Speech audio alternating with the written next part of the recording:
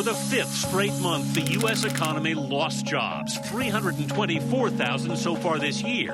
A meltdown in the mortgage industry. This is the biggest point drop that's ever been seen in a day. The worst financial collapse since the Great Depression. This is cataclysmic. American workers were laid off in numbers not seen in over 3 decades. Whoever wins in November is going to come into office in January facing a deep recession, facing trillions of new liabilities. This is a once-in-a-half-century, probably once-in-a-century type of event.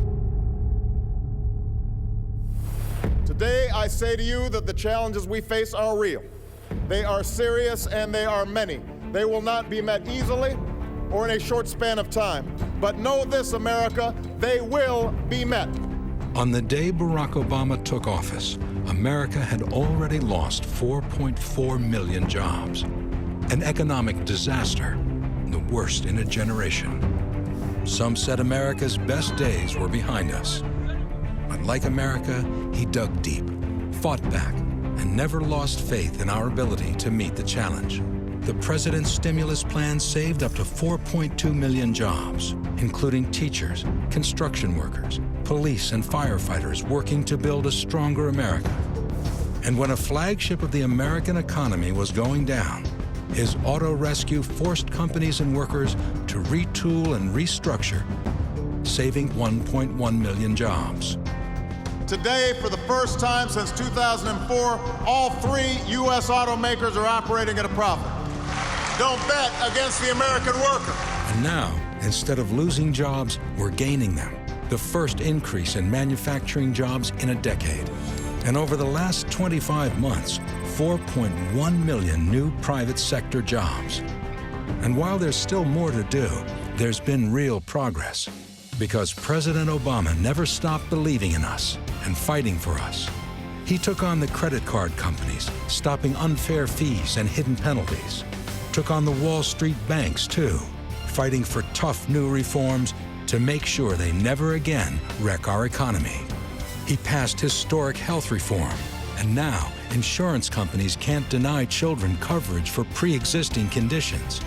Seniors pay less for prescriptions. Contraception coverage guaranteed. And by 2016, 32 million more Americans will finally have health coverage. Wind and solar power has doubled, but that's not all. Middle-class taxes at historic lows. College loans more affordable and easier to repay. Equal pay for women protected by an historic new law. Don't ask, don't tell, history. Hard work, determination, real results.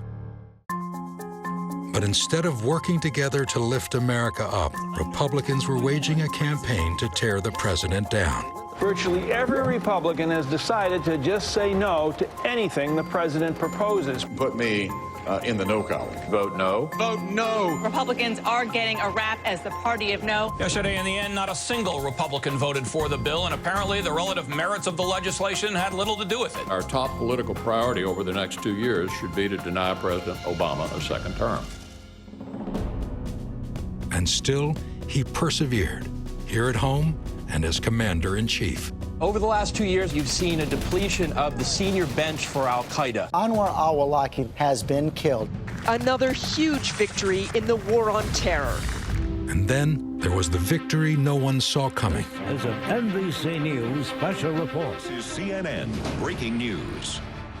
Tonight, I can report to the American people and to the world that the United States has conducted an operation that killed Osama bin Laden, the leader of al-Qaeda, and a terrorist who's responsible for the murder of thousands of innocent men, women, and children. This is truly one of those moments people will remember where they were when they heard Osama bin Laden is dead. And now, the war in Iraq is over. For nearly 9 years, our nation has been at war in Iraq. So as your commander-in-chief, and on behalf of a grateful nation, I'm proud to finally say these 2 words: welcome home. A promise kept by a president who understands America's promise. who understands America's greatness comes from a strong, secure middle class. That's the America President Obama believes in. And that's what he's fighting for every day.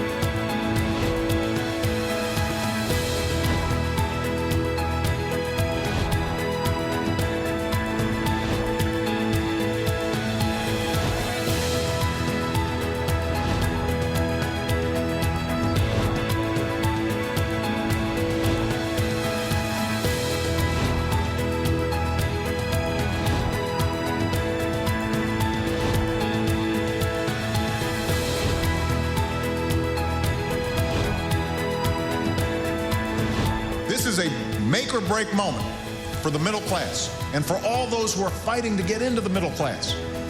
Because what's at stake is whether this will be a country where working people can earn enough to raise a family, build a modest savings, own a home, secure their retirement. I believe that this country succeeds when everyone gets a fair shot, when everyone does their fair share, when everyone plays by the same rules. And I believe America is on the way up.